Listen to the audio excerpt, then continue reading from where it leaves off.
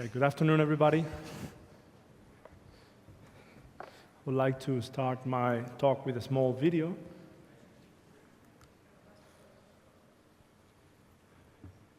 There should be audio, yeah?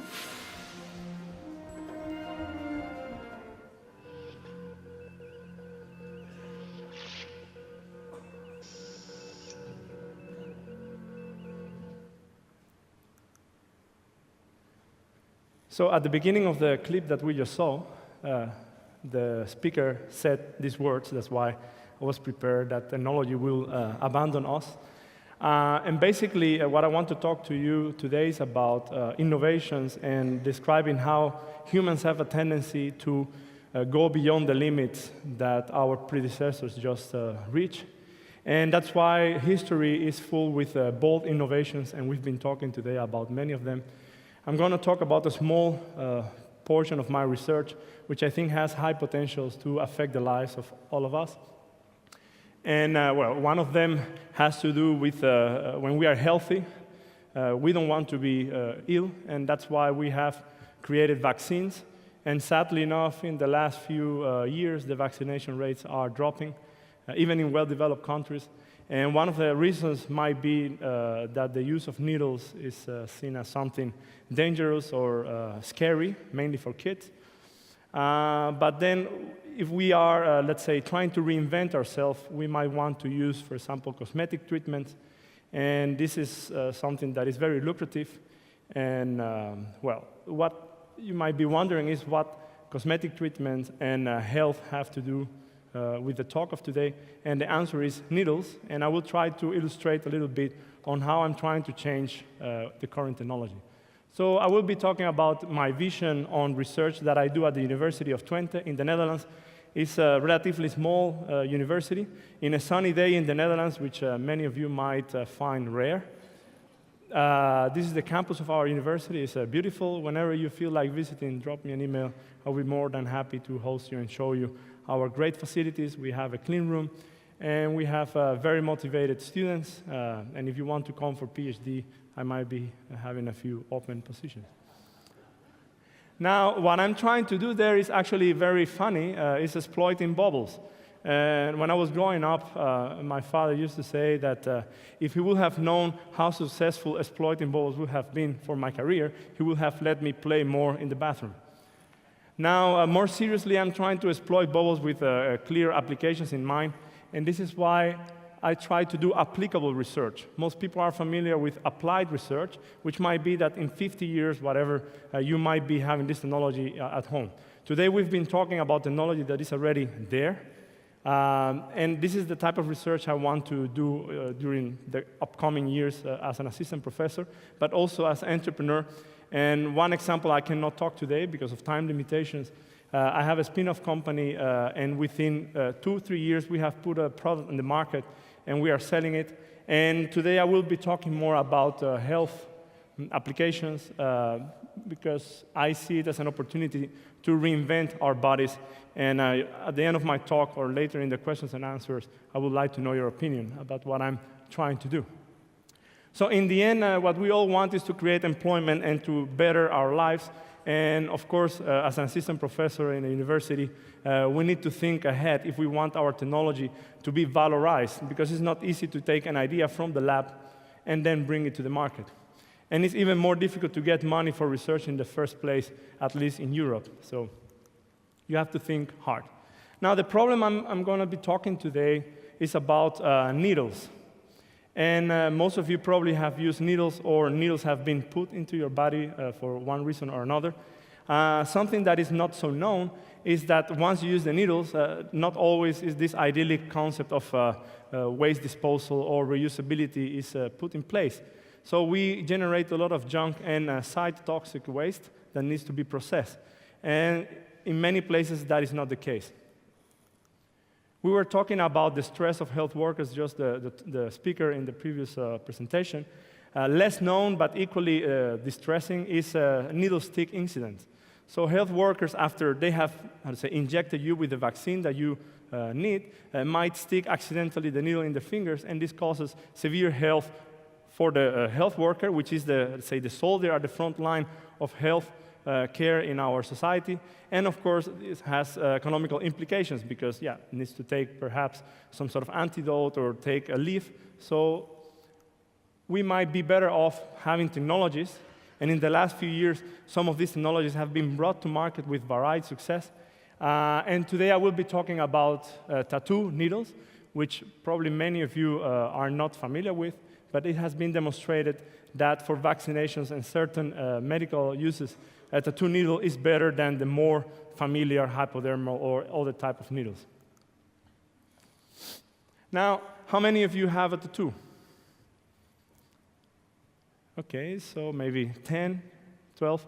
So conservative figures about the number of people who are tattooed around the world indicate some alarming numbers, not because of the fact that you might not get an employment because you have a tattoo. The tendency now is to be more accepting of people reinventing their bodies or the way they look. More important than that is that not only the needle is a problem, but the type of inks that are being used pose a severe health risk.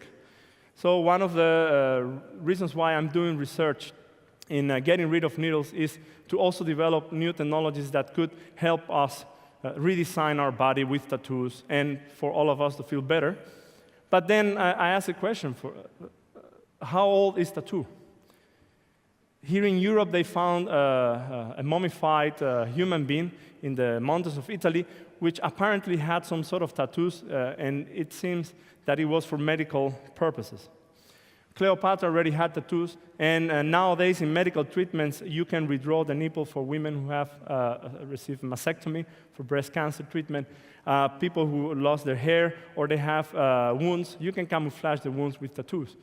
Also for cancer treatment, when you need to make a radiotherapy and you want to be certain of where the radiation should be pointed, tattoo machines are used. Now, I will show you a couple of videos that show the actual process of tattooing, because if you don't have a tattoo, like most of you already disclosed, you might be interested in knowing how actually a tattoo machine works. Basically, I define it as an archaic technology in which we basically hack our skin. I'm an engineer, and I always look at how inefficient such a process is, because 50% of the ink is lost. You might think this is cheap ink, so why do I care? But in future applications where we might like to invent biosensors that can be tattooed on our skin and then can give us our glucose level without having to get many gadgets, you might want to keep some of that expensive ink where it has to be. Now, in my lab, we're trying to understand better how the tattoo process with this needle coming into the skin and trying to develop a technology that is more efficient. And ideally, one day, I would like this technology to cause no pain. But we will need to talk in a few years from now. The idea of needle-free injection is not that new. As you saw in the video from the Star Trek episode, still today it's considered science fiction by many. And the reason is that there are many complex factors that are hard to put together into a commercial product. Already in the 50s, the US Army used the Presso jet, or the peace gun, to vaccinate the military staff before going to missions abroad. It was used to eradicate smallpox in Africa. But some of the challenges here is that if you inject too much with a pressurized container, you might have painful bruising and you have a big swelling. Sometimes, depending on the complexity of the skin, you might not inject the right amount or the total volume that you need to cure a given disease. So here on the left side, you can see some of the many examples that are out there. Some never make it to the commercial phase, but there's still a lot of opportunity, as in many challenges. What I'm trying to do at the University of Twente is to learn from past mistakes and try to go beyond what my predecessors did. And that's why we have a provisional patent. I cannot show many details, but I promise a couple of videos later on. And, well, we call it ink beams because I'm interested not only in injecting medicine or vaccination, but one day it would be interesting to have a device that people could use to tattoo themselves And ideally, maybe this ink could be fade away with some special treatment. Now, the idea I have in mind is to use the type of laser pointers, which I don't have today because we just have this clicker. And then you could just plug it to a given cartridge that could have a medicine or black ink or red ink, depending on what color you want your eyebrows to be that specific day.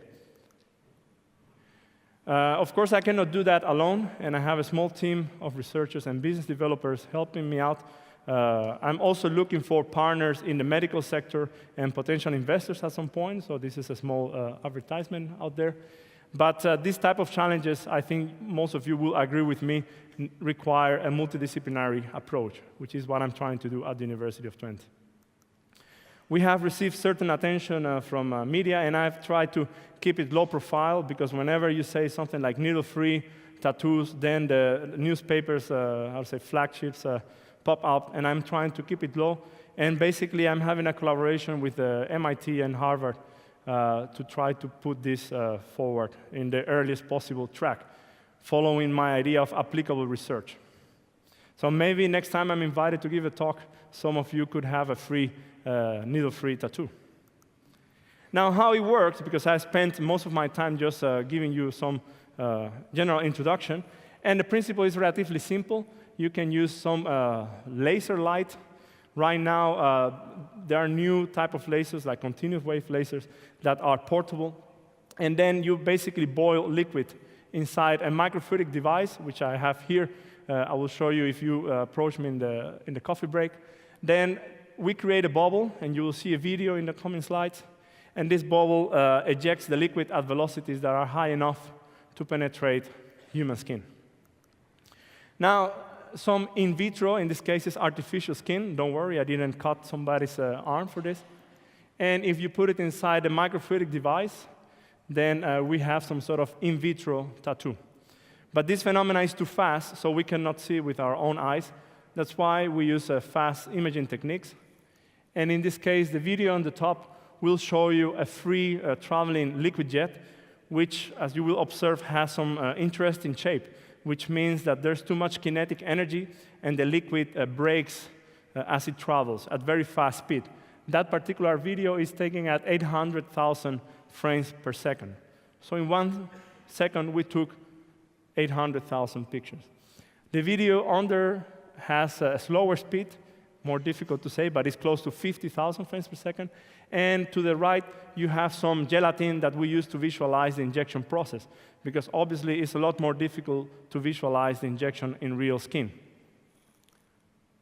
So you see the bubble growing and expelling the liquid at the velocity for this particular video in the order of 30 meters per second.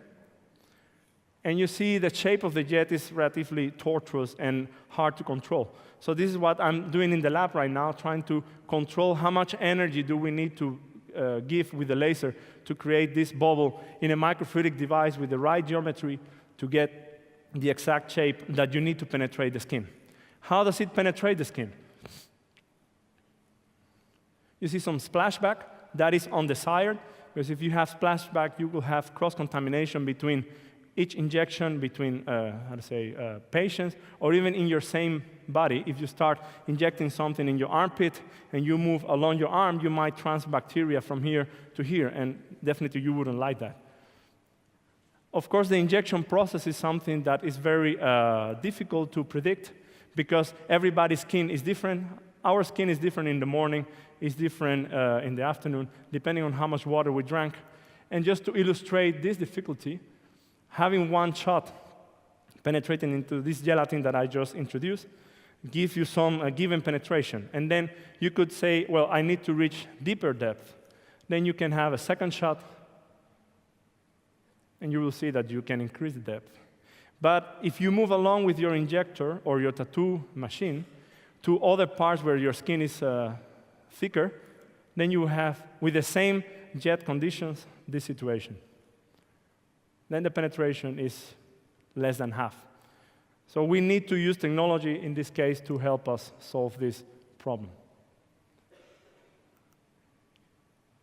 In the future, well, we've been talking about robots. You might argue that artists are better to give you a tattoo, but you might also design your own tattoo, upload it into a machine, and having a robotic arm to have the tattoo on your body, or injecting the medicine whenever you need it, or for complicated eye surgeries where you might need to inject, for example, anesthesia.